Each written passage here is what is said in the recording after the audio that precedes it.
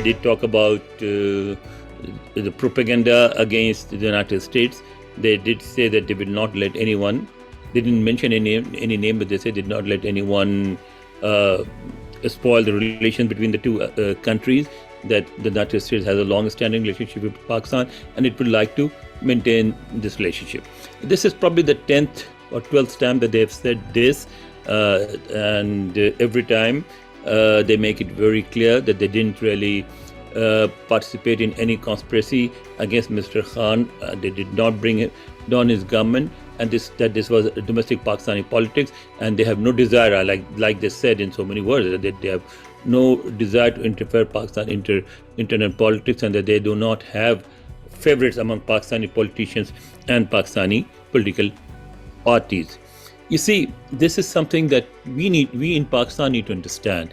In Pakistan, a lot of importance is given to the person in power or the party in power, and it is interpreted as if, say, Mr. Khan, if relations between Pakistan and the United States were bad, it was because Mr. Khan was in power, and if the relations are improving, it is because now we have a different government. And this is something that Mr. Khan also used to say, that because he knows the West, because he visited Washington and he developed a personal rapport with the then U.S. President Donald Trump, and therefore the relations have improved. That the relations have never been better than during his regime, but which is, I mean, most of it is like said for domestic political gains.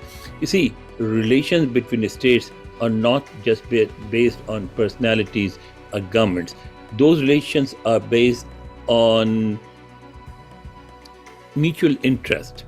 If it is in U.S. interest, if it is in Pakistan's interest to have a good working relationship, they will have a good working relationship.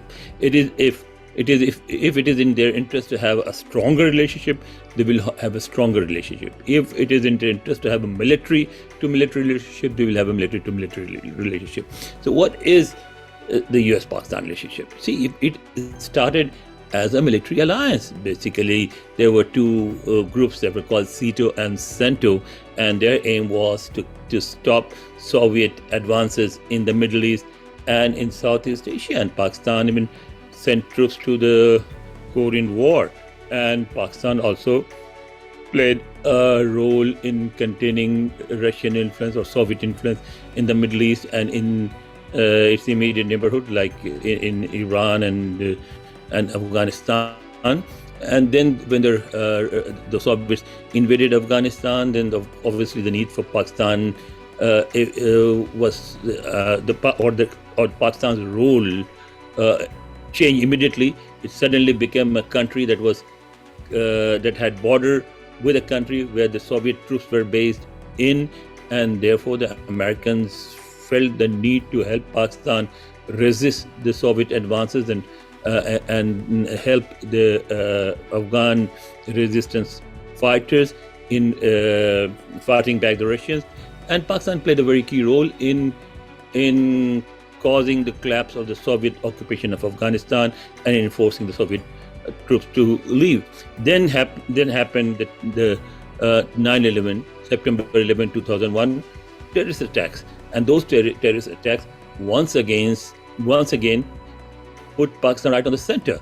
Pakistan's support was needed to combat terrorist groups, and also it was in Pakistan's interest to combat those terrorist groups. Pakistan didn't want Taliban, Pakistan didn't want Al-Qaeda and other terrorist groups to take over government in Pakistan and to impose their ideology on Pakistan. So Pakistan also felt that supporting the Americans on this issue suits them, and they did cooperate with the Americans, and Pakistan became a very close ally, as close as it was during the Soviet occupation of Afghanistan, if not more. But then that war also ended, and now the Americans have withdrawn. They did so last year. They've withdrawn their troops from Afghanistan, but despite the withdrawal, they have people in Afghanistan that they are in touch with. They have direct contact with the Taliban, and therefore they do not need Pakistan for negotiating with the Taliban or other Afghan groups. Also, there has been another very significant change in US policy, that is towards China. The policy towards China, they now feel that China has become a very strong power contender, and that after gaining economic strength, it is strengthening its military, and that China is trying to expand its influence in South Asia, in the Near East, which is the Middle East and Southeast Asia, and now they needed another country to help contain China's growing influence, and therefore the natural ally in this effort was India. Why? Because India also has differences with China. India has a border dispute with China. India is a large country, almost as large as China. It has a large population, almost as large as China's.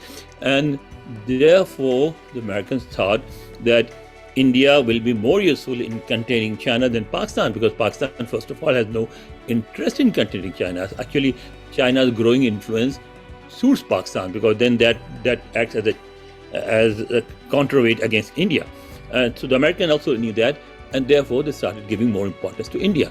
But during this process, they also realized that India is a large country, that India has its own policies and its own interests, and they saw that during this, after the Russian invasion of Ukraine, the Indians did not support the Americans as strongly as the Americans had hoped, that they did not vote with America in the United Nations against Russia on the Ukrainian issues. And also in China, I mean, the Indian policy on China actually does have sort of common grounds with Americans, but on certain issues they do not. And they realize that India will only go as far as it suits Indian interests. And therefore, this realization once again created a space for Pakistan. Well, I will not use the word backtracking, but he definitely is reconsidering his position on the United States. You see, what Imran Khan is doing these days is that he is trying to make the people who matter, particularly the Pakistan army, that he is ready and willing to take over and become the prime minister again, and that if he comes back to power, he will behave more responsibly now. And one of the things that I think the people in Pakistan establishment are concerned about is the relationship with the United States. They do want good relations with the Americans. So Imran Khan is sending the signal that, look, if I return to power, I will try to establish a good working relationship with the Americans, that I'm not anti-America or anything, that I whatever I said, but that is over.